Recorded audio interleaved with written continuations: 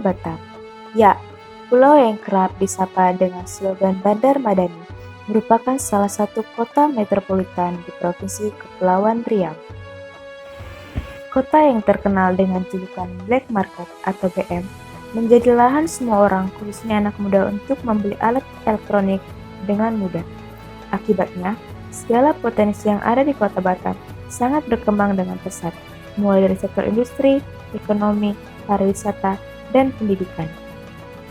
Walaupun luasnya yang tidak begitu luas, hanya 1.575 km persegi, namun karena letaknya yang strategis dan hanya berjarak 13 km dari negara Singapura, menjadikan salah satu alasan mengapa Kota Batam terkenal dan banyak didatangi perantau serta wisatawan asing.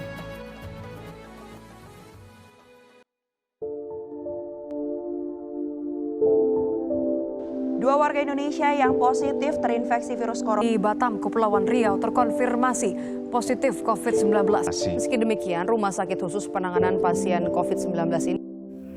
Namun, sejak merambahnya pandemi COVID-19 di Indonesia awal tahun 2020 lalu, merubah kehidupan yang ada di Kota Batam ini dan sangat berdampak bagi kehidupan masyarakat. Pola hidup yang tidak biasa mesti dibiasakan, atau yang sekarang disebut dengan New Normal Life.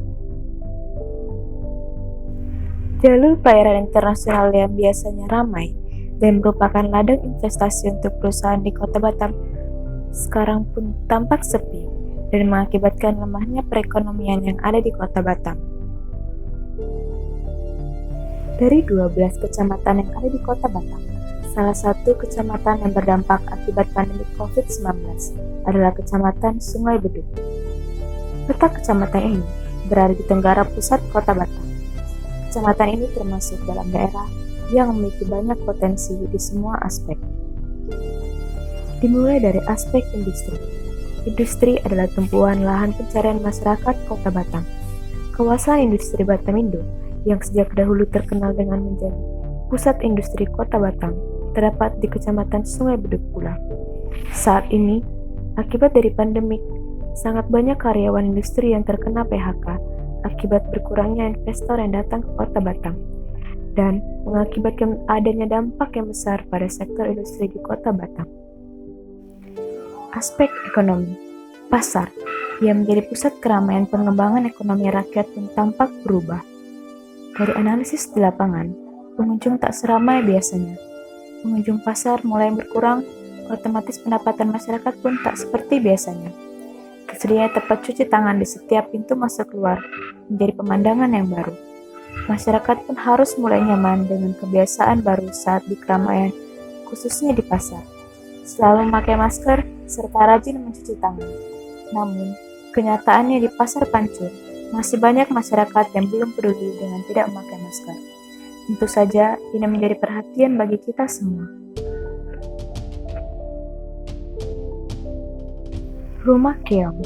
Mungkin belum banyak masyarakat yang tahu tempat souvenir khas Batam yang terdapat di Sepancur ini. Gonggong, biota laut endemik sebagai ciri daerah Kepulauan Riau, menjadi bahan pembuatan souvenir yang dirangkai indah. Ibu Suyanti, sebagai pemilik usaha kecil menengah ini, merasakan dampak yang luar biasa akibat pandemi COVID ini. Pendapatan usahanya kini 0% sejak Maret 2020 lalu. Pengunjung yang sering berasal dari luar daerah dan luar negeri untuk membeli oleh-oleh pun tak ada seorang yang datang lagi. Padahal, semula bernilai ekonomis setiap rangkaian gonggong yang diubah menjadi hiasan di sini.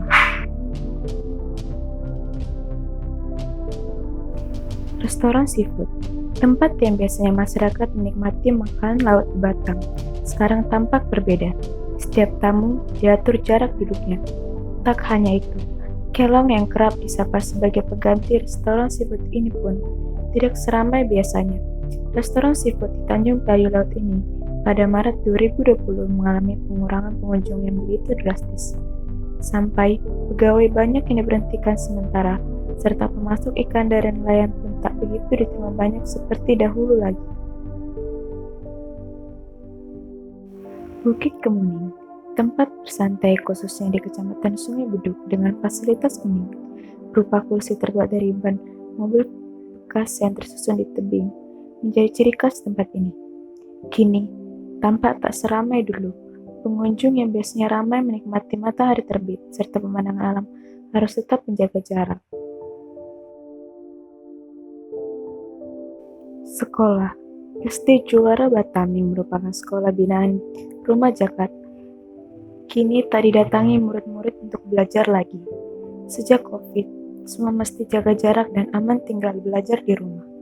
Guru-guru yang mendatangi rumah masing-masing atau home visit untuk mengantisipasi adanya murid yang kurang mendapatkan materi karena kurang mampu untuk membeli handphone maupun kuota internet. Semua telah berubah, namun marilah kita bersahabat dengan perubahan itu. Batam pasti bisa bangkit kembali.